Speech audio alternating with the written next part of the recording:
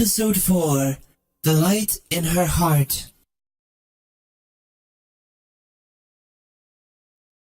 I stared at the piano then.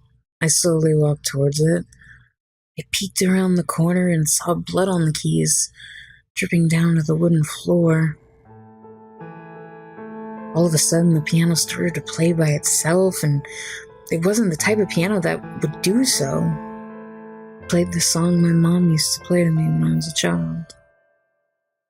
After a moment, it stopped playing, and there was a sudden silence. I could only hear the fire burning, the wood crackling and popping.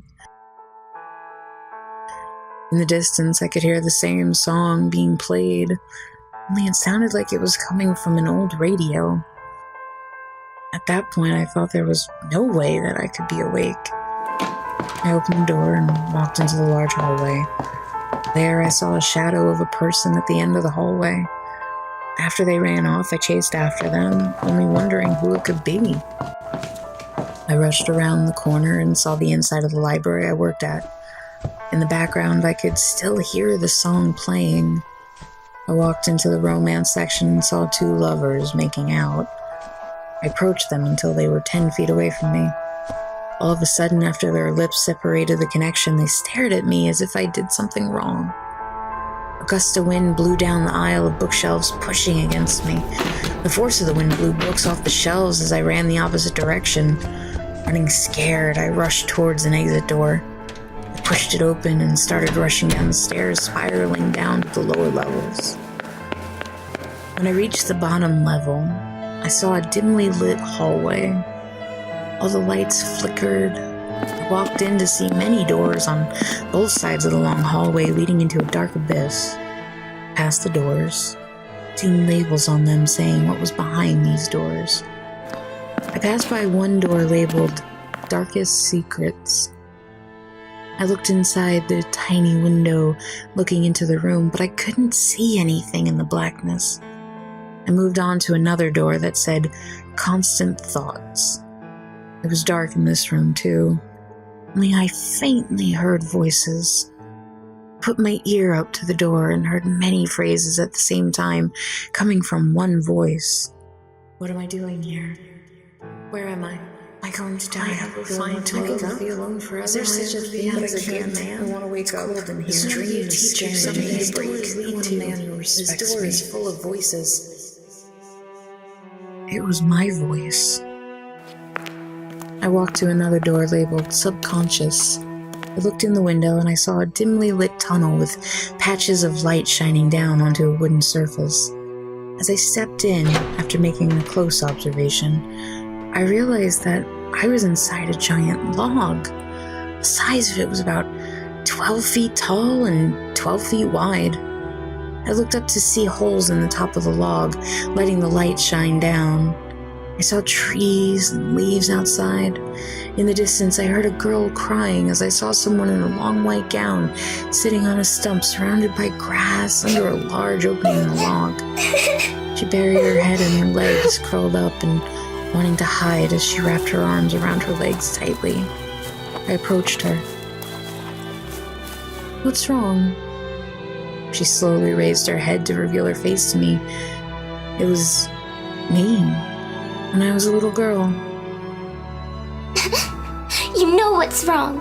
I keep trying to talk to you, but you won't listen. You can't shut me away forever. Well, the last time I listened to you, I got hurt. It would just happen to me again. If you live in fear, you'll never be happy. There's always a chance to find the things that make you happy. I became silent. I couldn't hold back my tears anymore. Deep down, I knew she was right, but I was still afraid. If you don't follow your heart, then how will you ever be happy? After she asked me that, I couldn't look her in the eye anymore. I broke out crying and collapsing on my knees. I reached out to her, hugging her tightly. In a way, I realized I was still in the same log from all those years ago. Still running, still hiding inside a shell to bury my emotions, fearing that history would repeat itself. I I just wanted to avoid the pain. I was afraid to open up after my dad broke my trust, after losing someone else I loved or losing myself.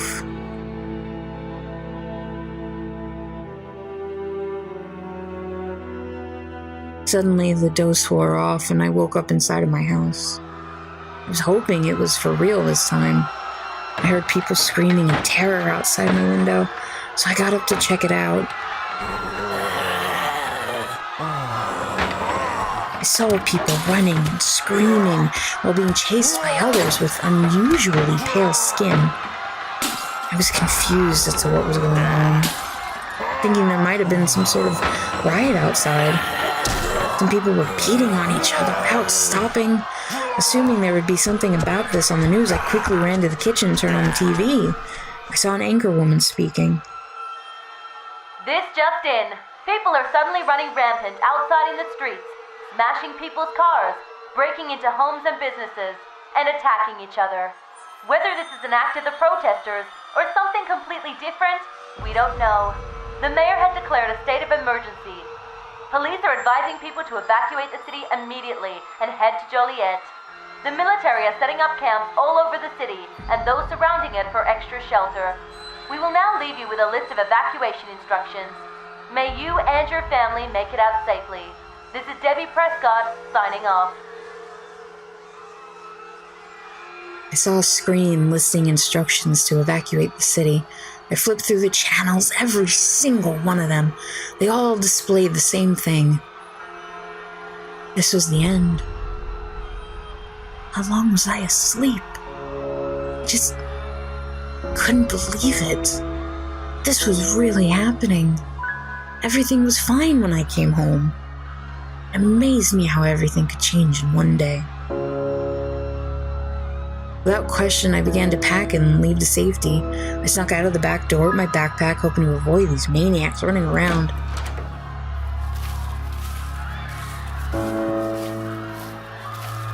As I walked to the side of the house, 3 men suddenly lunged at me as I ran through them. I only caught a glimpse of them, but I saw that they all had red eyes.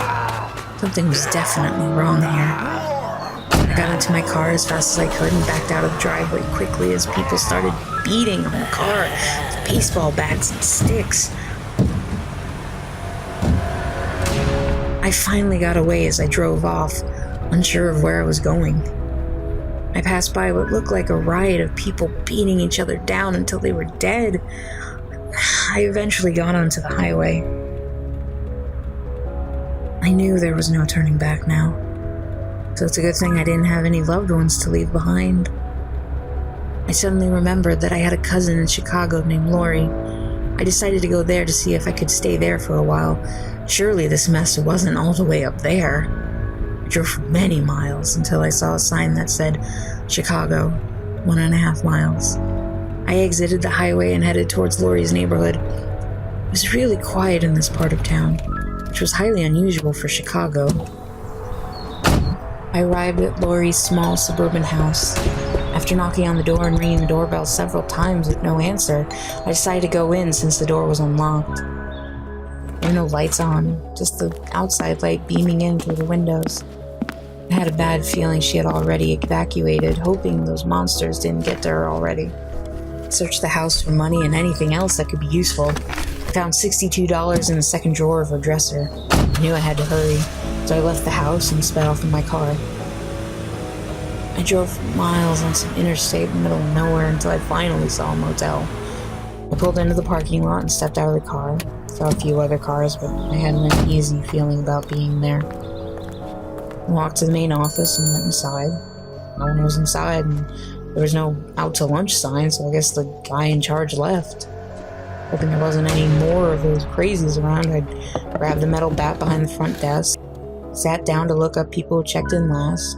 According to records, the last check-in was 4 in the morning, which was several hours ago, but there were still 10 people in rooms. I looked behind me at the key cards and grabbed the ones where the listed guests were staying. I put the cards in my pocket as I walked out of the office with the bat. I walked through the lot and up the stairs, outside to room 2C. Carefully slid the card through the reader and kicked the door open. There were no lights on. Not a sound was heard. I pressed my thumb against the touchpad to switch on the lights. Suddenly I saw one of those freaks pop out from the window curtain running at me. I took a swing, giving a quick blow, sending them to the floor unconscious. I realized that this outbreak started somewhere far away from where I was. I had to find out where it originated. In a few of the other rooms I saw clothes and possessions scattered on the floor, but no sign of people who rented the rooms. In room 1F I found a wallet with $20 in it. It wasn't much, but anything would help at this point. 30 minutes passed after searching 7 rooms and it got dark. I had to quickly find a room to stay in. As I approached room 2E, I noticed a few doors down there was a window with a light on. As I walked towards it, I heard 2 voices, a man and a girl. A feeling of joy came to me, hoping that these survivors were friendly and would let me in. I knocked on the door, and soon after the door slowly opened, revealing a handsome guy with short brown hair. Behind him I saw a cute girl with short blonde hair. Have you seen the news today? Yes, I did. Is there anyone else with you? No, I'm afraid not. Come on in. I'm Krystal. What's your name? I'm Jacob, and this is my sister Rose. Well, aren't you cute? She hid behind Jacob's leg shyly. Aw, she's a bit shy. I told him about Iris and the things I saw before leaving the house. As I told my story, he became upset with a sad look on his face. Is this the hell I put people through? I understand. I get it now. It drives people mad because they lose their minds once they're sleeping long enough.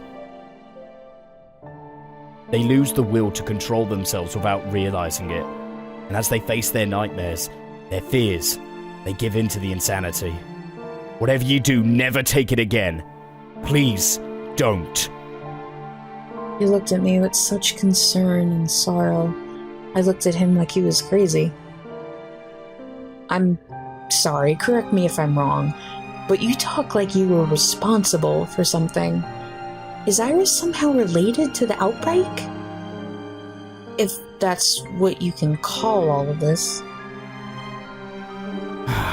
Yes. Unfortunately, I was one of the many scientists taking part in the operation inside Root Research Labs. The main site is in Chicago, not far from here. I monitored the testing process and recorded the results, any data that would help us improve the formula. I thought what we were doing was building peace, but as it appears, I guess we were only destroying it. I can't help but feel so responsible for this mistake. Thousands of lives are involved. Thousands of lives lost. You didn't know. It's okay. I'm sorry things happened like they have. The important thing right now is that we stay together and figure out how to survive through all this. Yeah, perhaps you're right. Sometimes it's just hard to live with the facts. Well, no use in moping about it anymore, I guess. We all have to move on sometime, right? Thank you. Just then I realized I had gone against what I used to believe in. Somehow I wasn't afraid of trusting someone anymore. I had a good feeling about him. I kept asking myself, is this what safety feels like? Somehow I was able to relax around him. It seemed so natural, but it still scared me. I didn't understand it, but I decided to take a chance and trust my intuition this time. I suddenly hugged him as I started blushing, being unused to being like this. The night carried on, and we went to sleep. They slept in a bed, and I slept on the couch, but I didn't mind.